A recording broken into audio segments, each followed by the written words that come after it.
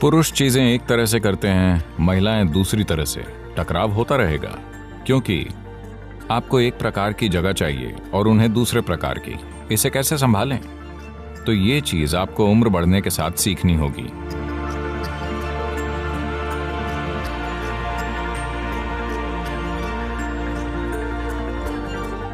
नमस्कारम सद्गुरु। नई पीढ़ी और पुरानी पीढ़ी में आपस में आजकल बहुत मतभेद देखा जाता है। हम ये कैसे सुनिश्चित करें कि उम्र का अनुभव और जवानी की ऊर्जा एक साथ काम करें? सिर्फ आजकल नहीं, इनमें हमेशा से मतभेद रहा है। नई पीढ़ी और पुरानी पीढ़ी। असली समस्या ये है, पुरानी पीढ़ी ये नहीं मानती कि उनकी उम्र हो चुकी है और नई पीढ़ी ये सोचती है कि वो बड़े हो चुके हैं। यही पूरी समस्या है। बूढ़े ये नहीं मानना चाहते कि वो बूढ़े हैं। युवा खुद को युवा नहीं बल्कि हर काम करने लायक बड़ा मानते हैं। पर somebody is occupying the space that you want to occupy. उनकी जगह किसी और ने ले ली है। ऐसा सिर्फ इंसान ही नहीं करते, खासकर हाथियों में। आप देखेंगे कि अचानक एक युवा हाथी गुस्से में यहां वहां घूमकर चीजें उखाड़ेगा, क्योंकि उसकी एक बड़े हाथी से लड़ाई हुई है। वो अपनी जगह नहीं छोड़ रहा था। तो ये छोटा हाथी लड़ना चाहता था, पर लड़ने की ताकत नहीं थी, इसीलिए तबाही मचा रहा है। जवानी। तो इसीलिए हमने इस देश में वर्णाश्रम धर्म बनाए थे। यानी 0 से 12 वर्ष तक बाल अवस्था होगी, बस खेलना, शरीर और दिमाग का विकास। 12 से 24 ब्रह्मचर्य है। यह खुद को अनुशासित करने का समय है, शरीर और मन में डिसिप्लिन लाने का, ऊर्जाओं का विकास करके एक शक्तिशाली जीव बनने का और ज्ञान पाने का। 24 के बाद आप चुन सकते हैं। अगर आप जीवन को साफ देख पाते हैं तो हर झंझट में पड़ना जरूरी नहीं है। तब आप 24 साल की उम्र में सन्यासी बन सकते हैं। Otherwise, you become a householder, you get married.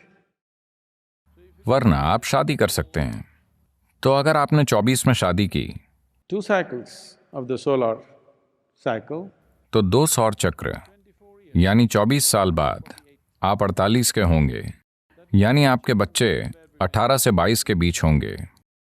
युवा हाथी की तरह वो चाहते हैं कि आप जगह छोड़ें, पर वो कह नहीं सकते। आजकल आधुनिक युग में हम बच्चों को दूर भेज देते हैं। हम नहीं जाते, हम उन्हें कहीं और भेज देते हैं। इन अजीब स्थानों को आमतौर पर यूनिवर्सिटी कहते हैं। or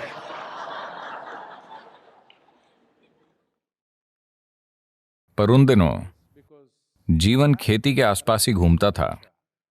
लोग घर छोड़ के दूर नहीं जा पाते थे, क्योंकि उनके जानवर और जमीन वहीं होती थी। वो कहीं और जाकर नहीं जी सकते थे। तो किसी को तो जाना था। तो 48 साल के माता पिता संन्यास ले लेते थे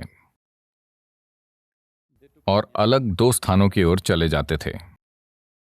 पति एक अलग आश्रम में जाता और पत्नी अलग में, अपनी आध्यात्मिक साधना के लिए। 12 साल, 60 की उम्र में वो वापस आकर फिर से शादी करते थे। आजकल वो बाहर नहीं जाते, वो साथ ही रहते हैं और 60 साल में फिर भी शादी करते हैं।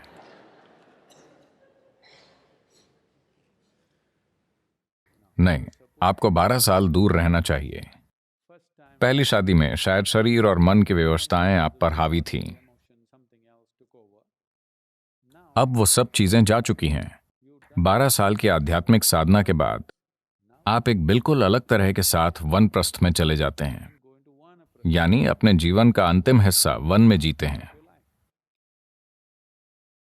तो तब ऐसा होता था, जब आप चाहते थे माता पिता दूर हो जाएं, वो हो जाते थे।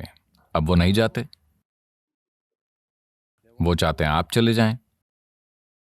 अगर आपने दुनिया में सफलता पा ली है तो आप उनके चाहने से पहले ही जाना चाहेंगे। पर अगर आप सफल नहीं हैं तो टकराव। किसी कारण से अगर आप सफल नहीं हैं तो माता पिता और बच्चों में टकराव स्वाभाविक है। आपको यह समझना चाहिए कि भावनाओं के कारण कोई खुद को माता पिता या बच्चा मानता है, पर जीवन की स्थिति यही है। मानो एक जवान हाथी और बड़ा हाथी इस बात को लेकर लड़ रहे हों कि किसकी चलेगी। पुरुष एक तरह से लड़ते हैं, महिलाएं दूसरी तरह से, पर बुनियादी समस्या एक ही है। आपको अपनी चलानी है और वो आपको ऐसा करने नहीं दे रहे। टकराव होते रहेंगे। जो बच्चे दूर रहते हैं वो हमेशा आपको प्यार करते हैं। हाँ या ना? जो बच्चे आपसे दूर रहते हैं वो हमेशा आपको प्यार करते हैं। यही सही तरीका है। अगर वो आपके साथ होते, इसलिए नहीं कि आप बुरे हैं या वो बुरे हैं।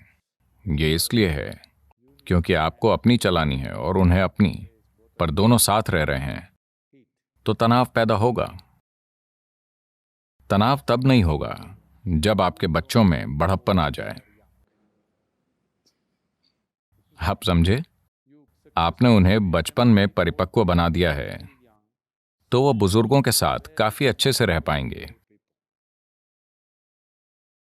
जब आप बीमार होते हैं तब वो ठीक से बर्ताव करेंगे क्योंकि अब उनमें देखभाल करने की भावना आ जाती है। पर अगर आप तंदुरुस्त हैं और वो भी, तो दूरी रखना बेहतर है। हाँ, तो ये कोई नई समस्या नहीं है। मुझे विश्वास है गुफाओं में रहने वाले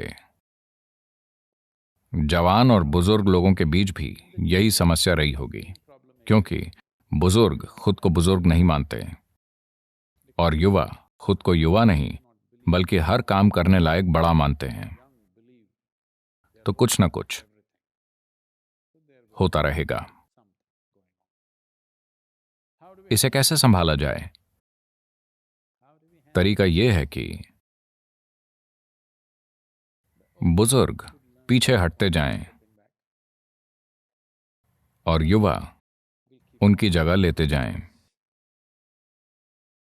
बात सिर्फ यह है कि बुजुर्गों को बुद्धि और अनुभव दिखाते रहना होगा ताकि युवा बुजुर्गों की कीमत समझ जाएं। ऐसा नहीं हुआ तो युवा आपकी इज्जत नहीं करेंगे और बुरा बर्ताव करेंगे। तो ये चीज आपको उम्र बढ़ने के साथ सीखनी होगी।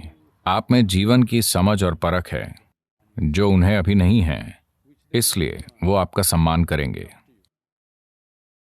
तब आप एक ही स्थान में रह सकते हैं, फर्स्ट फ्लोर पे। समझदारी से आप उन्हें ग्राउंड फ्लोर पर रहने दें और खुद फर्स्ट फ्लोर पर रहें। आपको सम्मान मिलेगा। अगर आप में सम्मान लायक कुछ नहीं है और आपने बस अपनी समस्याएं और बकवास जाहिर की हैं, तो वानप्रस्थ ठीक है। मैं जानता हूं आपको इस उत्तर की उम्मीद नहीं थी, पर मैं क्या करूं? मैं कोई नेता नहीं हूं जो सही चीजें बोलूं। मैं वही कहूंगा जो सच है।